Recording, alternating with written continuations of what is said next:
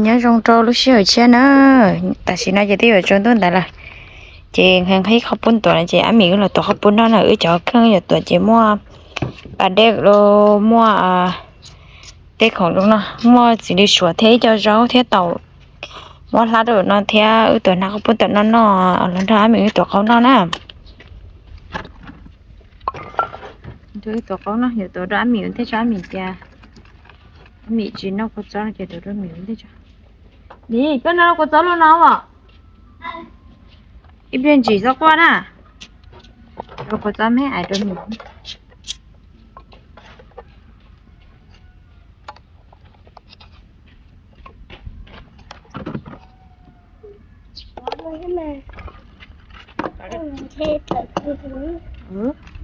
sao giờ nó có từ hàng tia cho cái pí này cái nè tới vào đây như trong này cho ứ tổ cả trong nó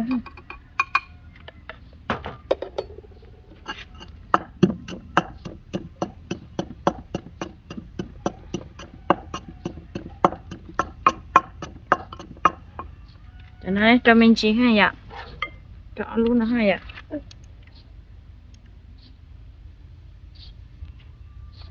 chưa cá à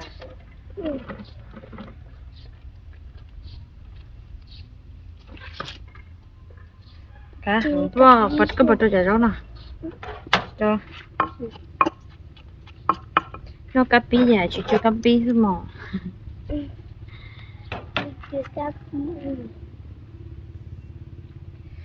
mình đâu mà nó có phải lấy mít ai đây ạ cũng cái chỗ có tàu luôn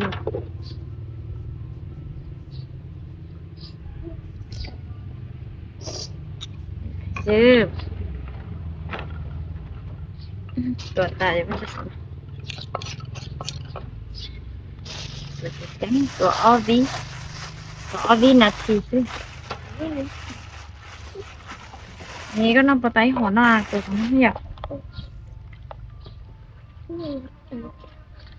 nó cho con nó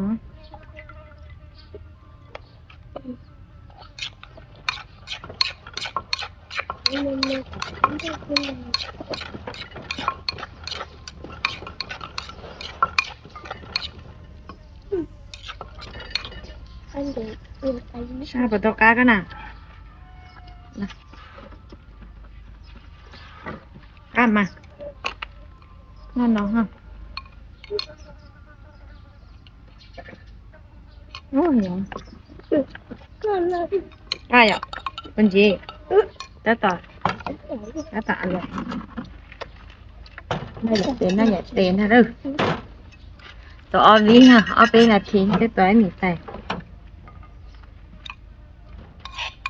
tụi mình nó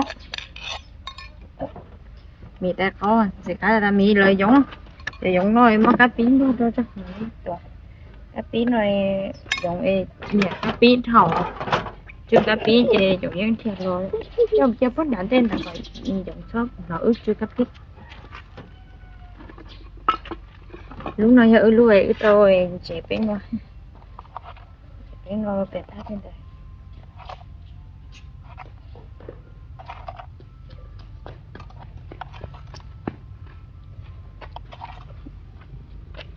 bẹt thắt bên đây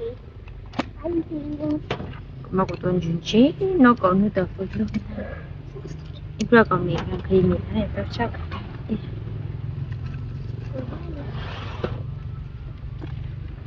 nhưng chai là hơn chỉ cần hả nhưng chai là hơn chỉ cần phải được quay chẳng nó vậy là ta na cái bên này có hình vòng cơ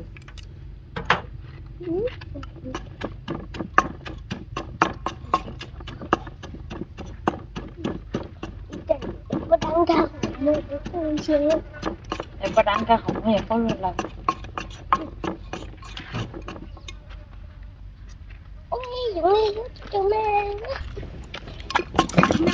sẽ của tao nói cho chạy đây gì nếu để chạy bỏ nhà sáu xưa hay chỉ bỏ nhà hậu đi nó thế này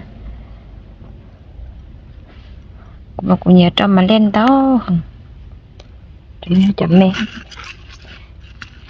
cho nó mới cho chị lùa tụi ấu nó cá chắp lời cho nó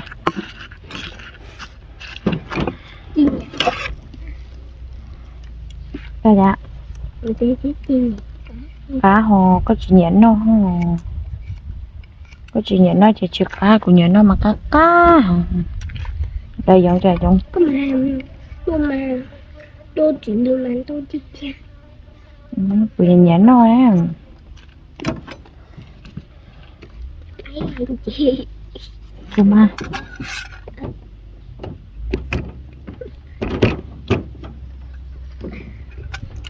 thấy lúc mà nó chỉ cho nhện nó có hàng thêm của nhện nó có cái gì thì chỉ nhện nó có hàng thêm có hàng thêm của họ chỉ cá lì thế này thế nhưng mà tôi cho ta có đồ cơ lì thế à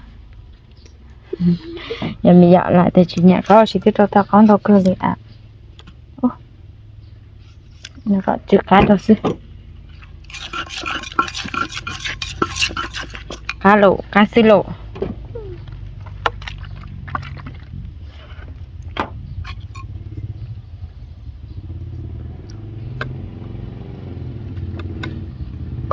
bé đẹp kìa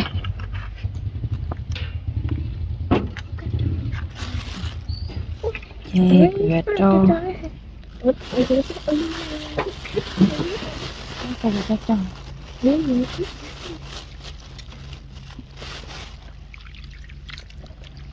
rồi có gì trâu có ta cái này trâu ta cho nó sẽ ta này trâu ta thôi đó trâu cái mình đâu cũng no đó trâu mình nó sơ chọc đi chị ăn loại rồi chị cũng giờ trâu rất là bò trâu thế nào cũng mà nhẹ trâu rất là bò chấp là của nó nói không 4 tuổi chơi rất là bò nói cũng một tuổi tê cũng hậu tê tuổi chơi rất là bò của chị đi hút sữa tiếng cha của bố tụi kinh nọ rồi chị đi bố này kinh nọ rồi trâu không giống nó trâu thế chưa tê tụi mà tê trâu được một trâu việc cá sai là mì ạ đây là cá gì điแต่มาคาซื้อๆลูกแต่นอม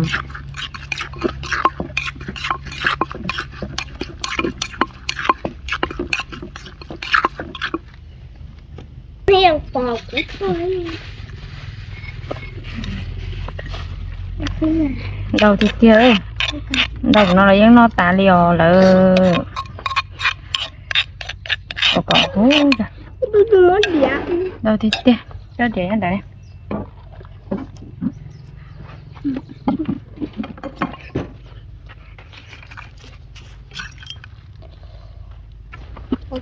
rồi nữa thì miệng nó có ý lên thanh đầu miệng thì nó nhiệt tay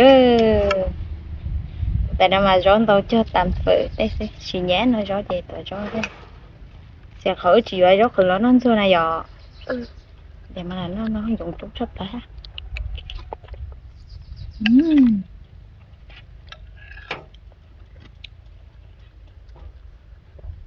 ha thịt tê làm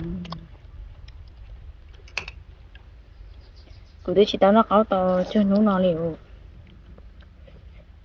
đây là của chị nhé nó không 4 tuổi thật à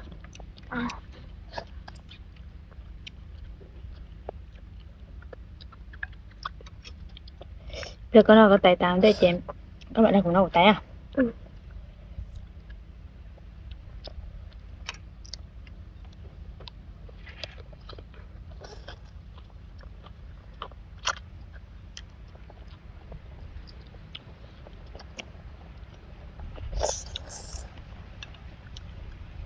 tôi chỉ cho nhà nó có cho em nó thật của nhảy là cho em cũng nó chỉ mì thôi đâu nhá chị mì cũng đâu cũng nó thế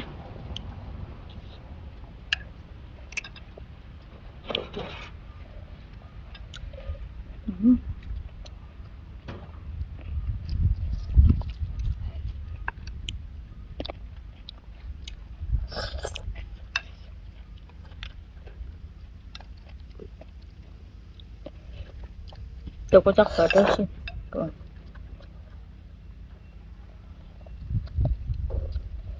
bạn của tôi và của tôi nhiều cái số bị đấy em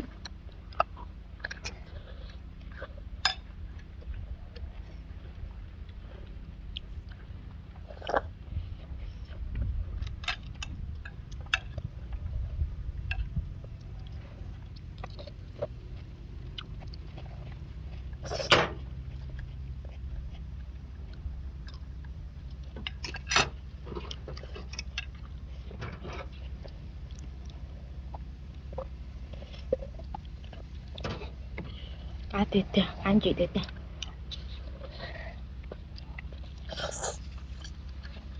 Anh làm có là đi lúc cho nè. Nên mẹ ai tưởng chỉ có một con cái gì đó cũng nó cũng té chỉ có quên hơn lần.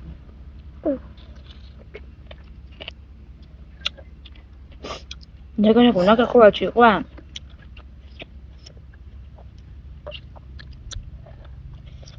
Tại chào á.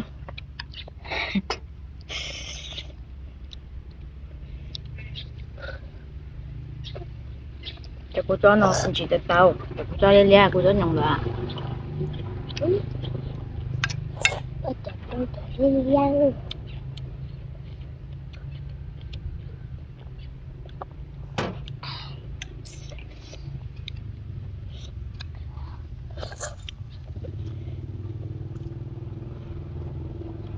Nhóm tại kia nó chạy chế vi hư phương tại kia.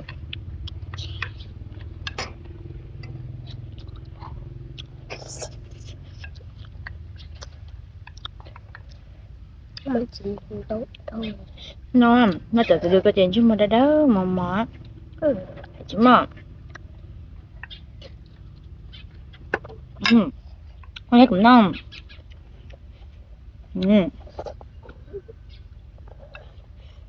Cá cam.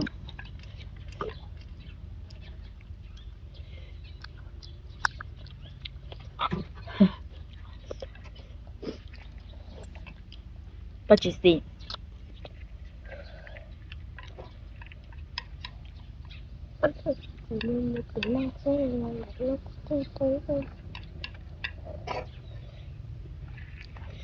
Cú đi tè. Cú lên chỉ mà khá đi tè.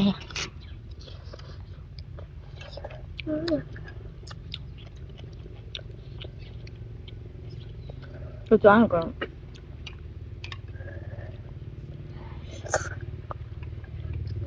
Trời thích ta. Cho cũng ngon. Ở đây mình chưa. Con chịu hả? Chưa. Bộ cá. Cái nó ta off hạp vậy à? Thì nó ta off hạp. Nó thấu cơ của ta thế nó xả tiền trên nhìn chị ta nó xả thế rồi. Cá thịt thế vậy.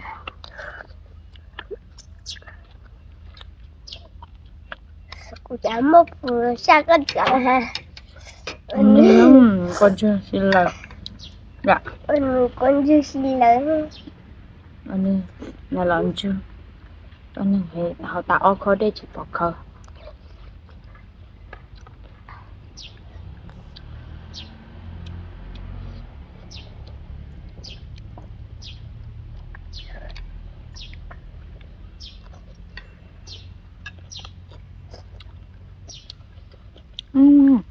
Anh không có sợ to mẹ. Nó không có sợ à? Chị nó không sợ không? Mất thuộc dạ. Mất thuộc dạ. Nó sẽ chú ý cho anh đấy. Nó là nên tông phật cam.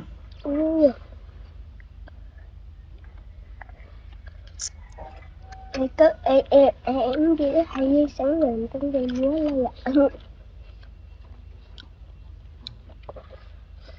Nó ăn luôn là Nó được trời sáng lộn tông chỉ lại rồi.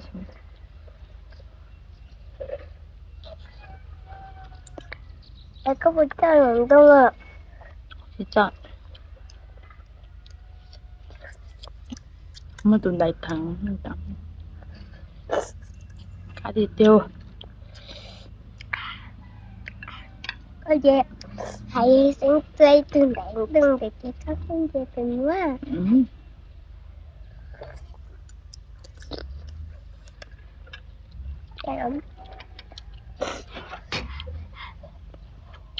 Trời dụng mà có tao. Nhận chỉ là chơi của đi à. Bây giờ chị tập đi bạn lại ơi.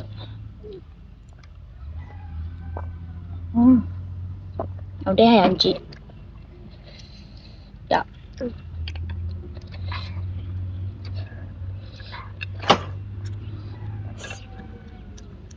ấy linh đã nó ôi cho nên chẳng chào cô thà biết là sao thà sau nó theo ấy biết mà đi xin chỉ đưa ra lừa đài video chéo cho hơn tao nữa